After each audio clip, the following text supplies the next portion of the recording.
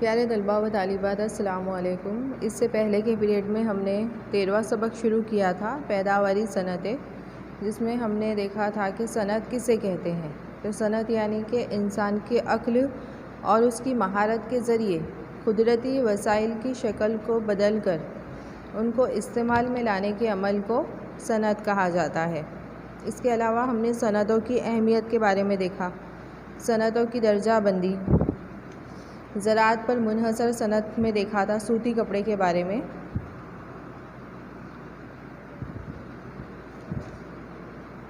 कि सूती कपड़े की सनत भारत की सबसे अहम सनत है। तकरीबन 3.5 करोड़ लोगों को रोज़गार हासिल होता है। इसके अलावा भारत में सबसे पहले सूती कपड़े की मिल कहाँ कायम की गई? मुंबई में कायम की गई। उसके बाद अहमदाबाद में कायम की गई। इसके अलावा मुंबई में सूती कपड़े की मिलें सबसे ज़्यादा है, इसलिए उसे कपड़े का आलमी शहर कहते हैं। और गुजरात में अहमदाबाद को मशरिक़ का मैनचेस्टर कहा जाता है या डीनियम सिटी ऑफ इंडिया कहा जाता है। पटसन के बारे में देखा था कि पटसन की सनत भी भारत की अहम सनत है। पटसन और पटसन से बनी हुई चीज़ों की पैदावार में भारत का अव्वल नंबर आता है और पूरे भारत में मगरिबी बंगाल में सबसे ज़्यादा पटसन की पैदावार होती है। वहाँ से 80% पटसन हासिल होता है। इसके अलावा रेशमी कपड़े के बारे में देखा था कि चीन के बाद रेशम की पैदावार में भारत का दूसरा नंबर है। भारत में 4 किस्म के रेशम की पैदावार होती है, शहतूत, एरी, टसर और मोगा। और फ़िलहाल भारत में रेशमी कपड़े की मिलें 300 के करीब हैं। उसके बाद हम देखेंगे ऊनी कपड़े के बारे में।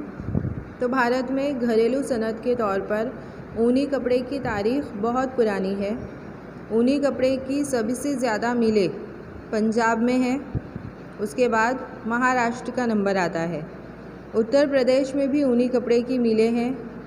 गुजरात में अहमदाबाद और जामनगर, वहाँ पर भी ऊनी कपड़े के मरकज़ है। पंजाब में धारीवाल, लुधियाना, अमृतसर में ख़ास मरकज़ है। राजस्थान में बीकानेर, जयपुर, जम्मू कश्मीर में श्रीनगर में ऊनी कपड़े की मिलें हैं और कर्नाटक में बेंगलोर में ऊनी कपड़े की मिलें कायम है। तो ऊन से बनने वाले गालीचे भी भारत में बनाए जाते हैं और अमेरिका, कनाडा, जर्मनी, फ्रांस, रूस वगैरह मुल्कों में भारत ऊनी कपड़े की बरामद करता है। उसके बाद देखेंगे मसनूई कपड़े के बारे में। तो कपास के रेशों के साथ मसनूई रेशे मिलाकर मसनूई कपड़ा बनाया जाता है। इंसान के हाथों बनाए जाने वाले मसनूई रेशों से बना हुआ कपड़ा मजबूत और टिकाऊ होता है। उसमें सिलवटें नहीं पड़ने की वजह से इस सनत को काफ़ी तरक्की हासिल हुई है। भारत में केरल, महाराष्ट्र, गुजरात, उत्तर प्रदेश, मगरिबी बंगाल और तमिलनाडु में इस सनत के ख़ास मराकिज़ हैं। इसके अलावा सूरत, वडोदरा, कानपुर, मुंबई, अहमदाबाद, कोलकाता, चेन्नई वगैरह मकामात पर भी मसनूई कपड़े की सनत वाक़ई है। उसके बाद है शक्कर की सनत। तो भारत में गन्ने के रस से गुड़ बनाने की सनत बहुत ही कदीम है। कपड़े की सनत के बाद भारत में शक्कर की सनत का दूसरा नंबर है। भारत में महाराष्ट्र, उत्तर प्रदेश, तमिलनाडु, कर्नाटक, आंध्र प्रदेश और गुजरात रियासतों में शक्कर के कारखाने हैं। गुजरात में बारडोली, गनदेवी, सूरत, नौसारी, ओलपाड़, व्यारा, भरूच वगैरह मकामात पर शक्कर की सनतें कायम की गई है।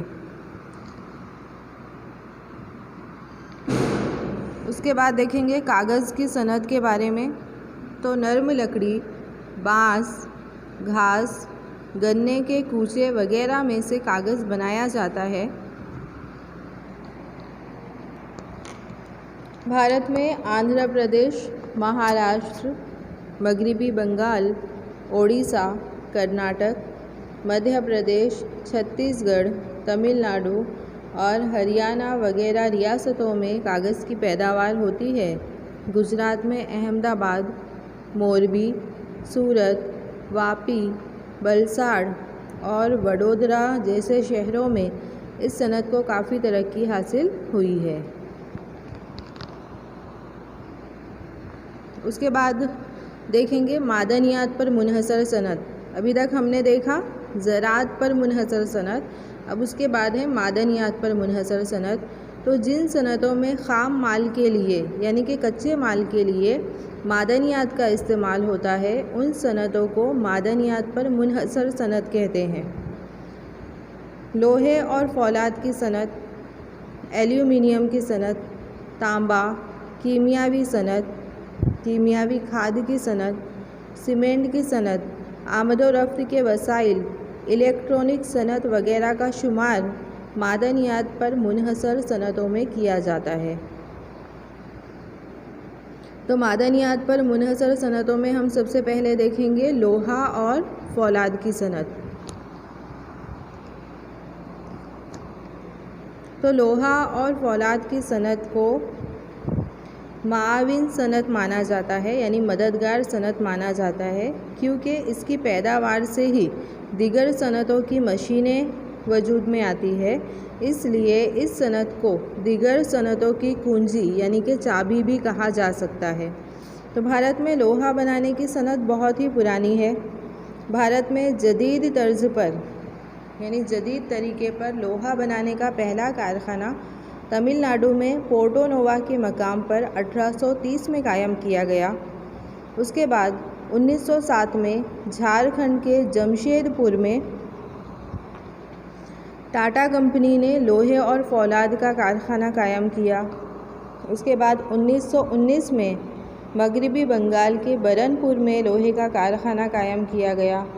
फिर 1923 में कर्नाटक में भद्रावती के मकाम पर लोहे का कारखाना कायम किया गया।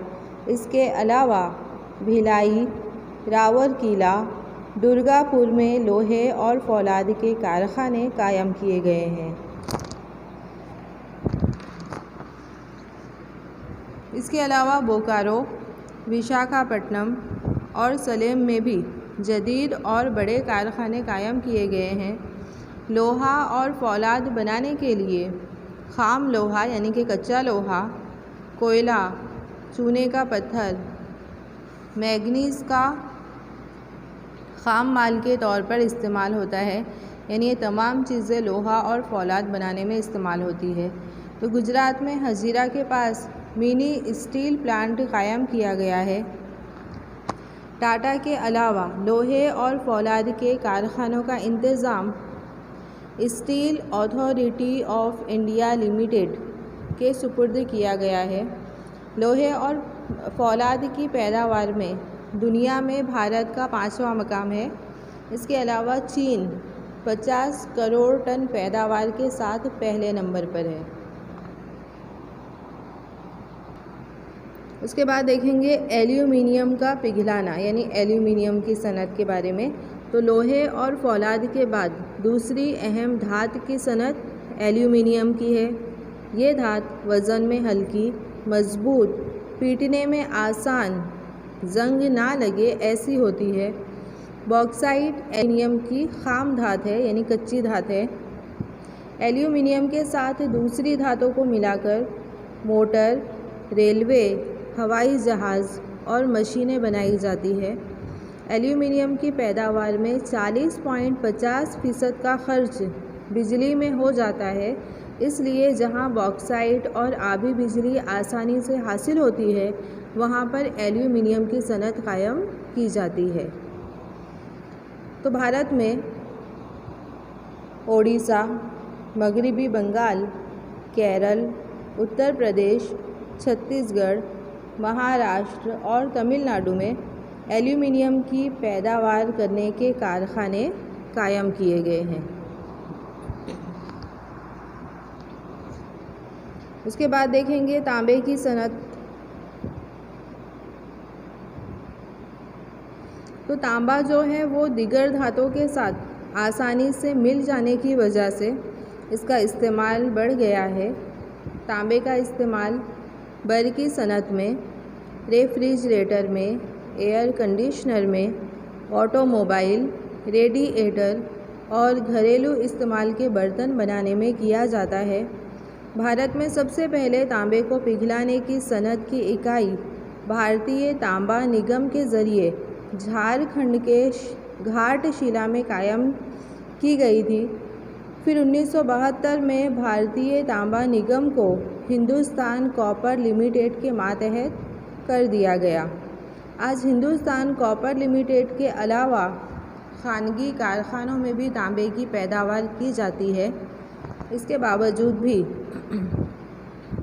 भारत अपनी ज़रूरियात की पैदावार या भारत में अपनी ज़रूरियात की पैदावार ना होने की वजह से भारत गैर मुल्कों से भी तांबे की दरामद करता है, यानी कि मंगवाता है। तो इसके आगे के जो पॉइंट है वो हम अगले पीरियड में पढ़ेंगे।